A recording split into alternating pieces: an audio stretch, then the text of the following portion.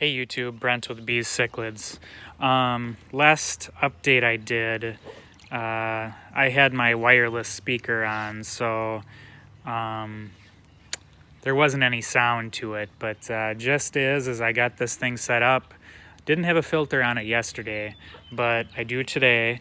It's only been going for, I don't know, maybe like 5 minutes or so, but it's done just a tad already, but once it's running for a few hours, I suspect that it'll be very, very clear. So as you can see, that's my black Moor on the bottom there.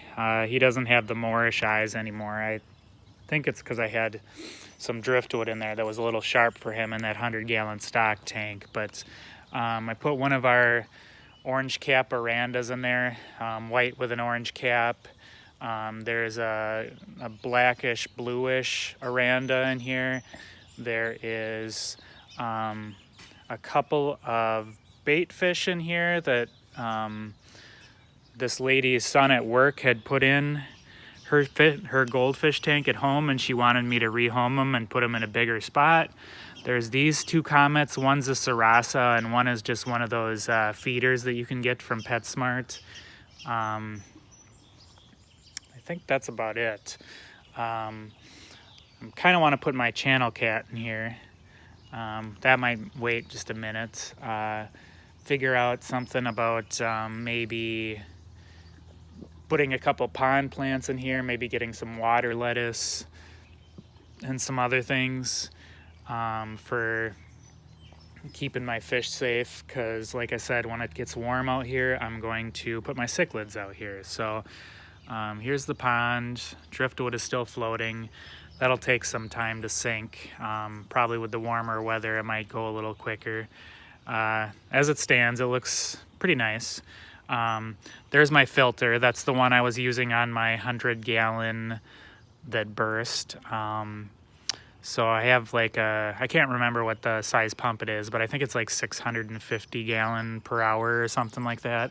So it'll probably take a couple hours to cycle this thing one time around, but it'll slowly do the job. You can see that it has a slight current coming out of there, and that's circulating things a little bit. That'll suffice for right now. Eventually I'll probably use the existing holes that was meant for the pool, and I'll probably put on a big like mag drive filter or something like that, I don't know, and use a skimming type of deal. That way I can have the return and use a Venturi to aerate the water and kind of, really beef this thing up a little bit. But yeah, I mean, the thing is turning out better. I put some cycled pot scrubbies in here. I've got a lot of those plastic straps that you get with shipping, and so I have a bunch of those cut up in the second and third drawers, and those have a ton of like surface area and crisscrosses and jags and stuff like that. So I figured that they are an awesome biomedia.